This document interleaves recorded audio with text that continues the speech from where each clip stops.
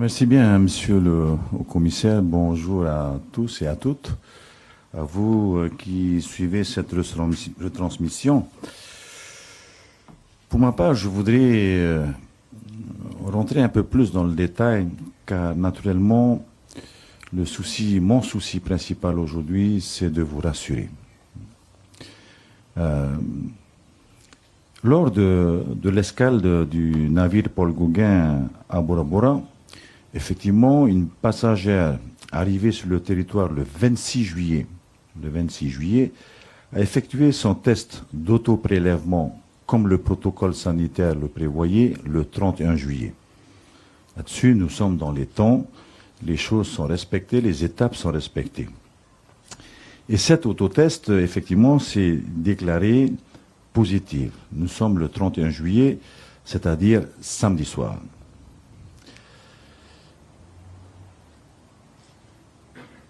Cet autotest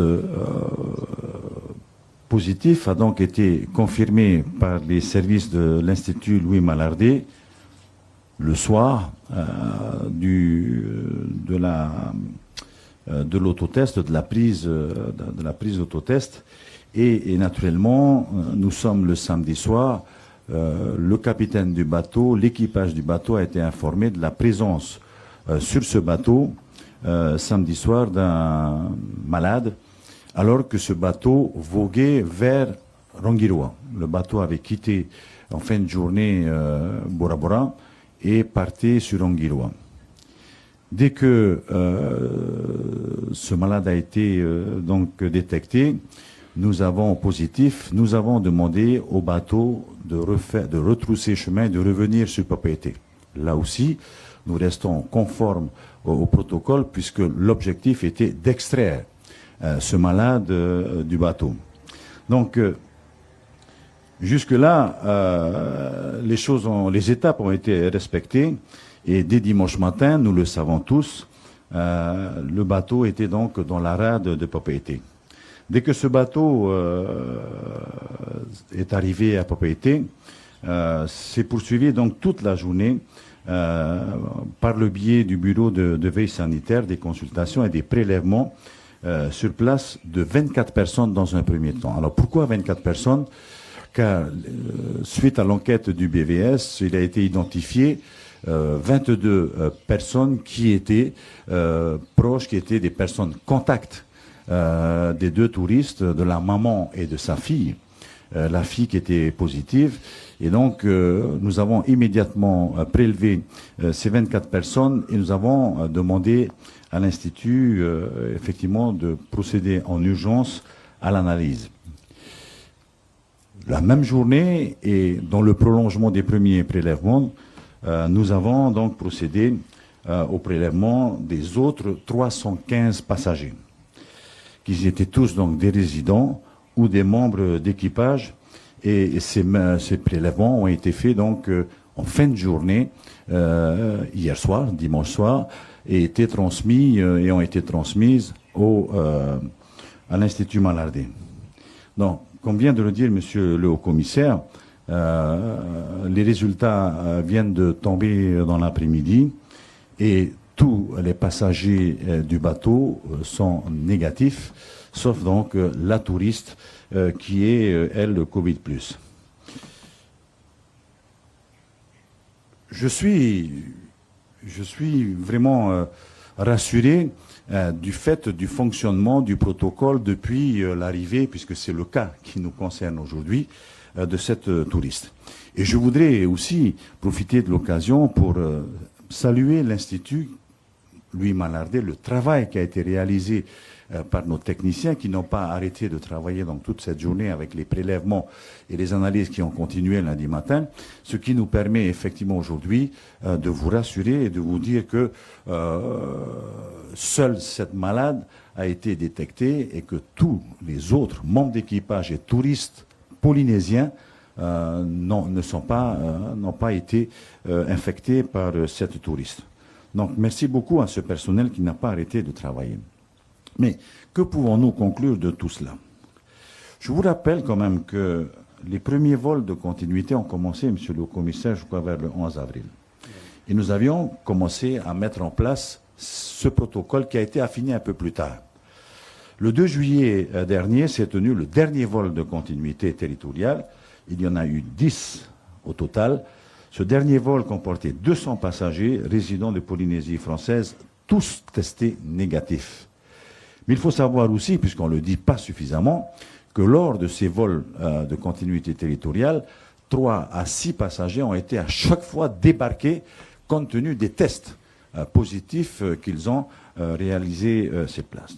Tous les résidents, c'est un autre constat, il faut le dire, tous les résidents du pays ont effectué une quarantaine avec des tests à la sortie. Nous pouvons donc, effectivement, et j'oublie de le dire parce qu'effectivement, un suivi téléphonique a été fait pendant que ces vols de continuité territoriale nous apportaient des visiteurs de l'extérieur. Tous les passagers, naturellement, ont subi un suivi téléphonique.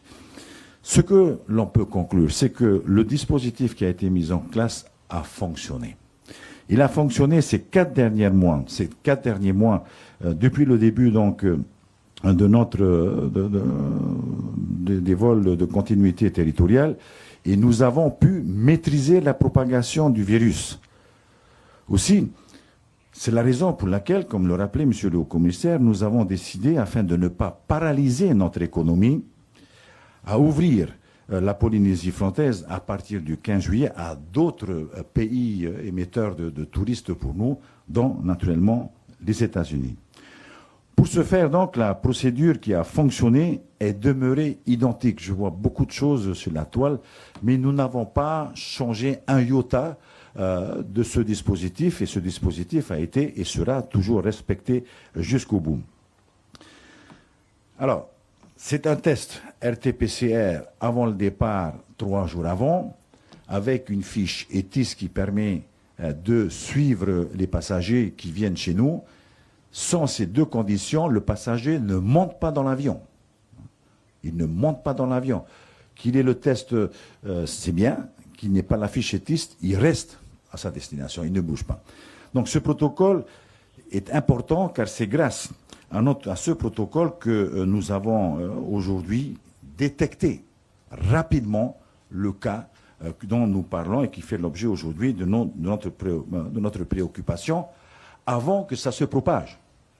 Et vous venez effectivement de constater que après la série de tests opérés sur nos passagers, personne effectivement n'a été... Non. C'est par un autotest donc réalisé 4 jours après l'arrivée du touriste que sa positivité a été relevée. Pour tenir compte de cette expérience, nous allons renforcer notre dispositif de suivi et de contrôle des passagers en croisière. Au test RT-PCR négatif, obligatoire donc avant l'embarquement dans l'avion, nous ajouterons un test avant l'embarquement sur le navire, suivi d'un autotest tel que prévu dans notre protocole actuel. Nous viendrons, pour ces touristes qui nous viennent des États-Unis ou de métropole, nous exigerons maintenant qu'un test soit fait avant l'embarquement sur le bateau. Et nous avons aussi décidé de placer sur nos bateaux de croisière, sur la Ranui, sur le Paul Gauguin, demain peut-être le bateau du Ponant, nous placerons sur ces bateaux des autotests qui permet en cas de doute, parce que effectivement la touriste qui a été prélevée à Bora Bora était asymptomatique, c'est-à-dire que rien ne pouvait laisser supposer qu'elle avait quelque chose. Mais dans le cas où il y ait des difficultés, donc nous allons placer sur nos bateaux des autotests. Donc vous voyez que non seulement effectivement le processus de protocole ne varie pas et est respecté jusqu'au bout, mais nous allons l'affiner en fonction des cas de figure qui se présenteront à nous.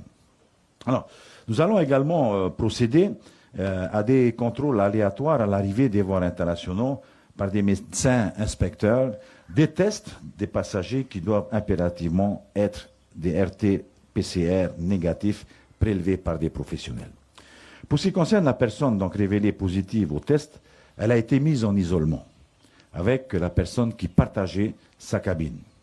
Quant aux autres passagers, donc on vient de vous le dire, ils pourront quitter le navire dès ce soir avec des mesures qui ont été annoncées. Je voudrais à ce niveau-là aussi saluer le professionnalisme de la société Le Ponant et tout particulièrement le professionnalisme de la direction polynésienne du Paul Gauguin. Je veux aussi souligner, suite au témoignage que moi j'ai pu recevoir directement de quelques passagers embarqués, le professionnalisme des membres d'équipage du Paul Gauguin. Ce n'est pas rien, c'est important car c'est ceci en fin de compte qui a contribué à la sérénité et à la confiance des passagers à bord. Ceci démontre en outre la bonne préparation des équipages à assurer les croisières en cette période sanitaire toute particulière et exceptionnelle. Et naturellement, lorsque je parle du professionnalisme du personnel navigant de nos bateaux de croisière, je ne peux m'empêcher de penser aussi au personnel hôtelier. Dans les hôtels, me dit-on, tout se passe parfaitement, les gestes sont respectés, le personnel est protégé.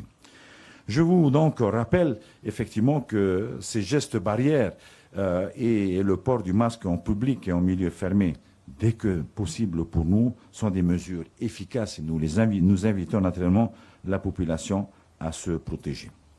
Voilà, vous voyez que l'équilibre est difficile à organiser, car protéger la population du virus est aussi important que la préservation de l'emploi. Vous le savez, la situation s'éclaircit de jour en jour. Nous avons des chiffres qui se précisent de jour en jour. Il faut effectivement que la Polynésie se mette au travail et nous devons, et c'est notre devoir, maintenir l'équilibre entre la crise sanitaire qui est pendante encore aujourd'hui et cette crise sociale qu'il faut à tout prix éviter. Donc mon rôle se situe dans cette protection que je ne sacrifierai pas. Bien sûr que la santé de notre population est plus importante pour moi.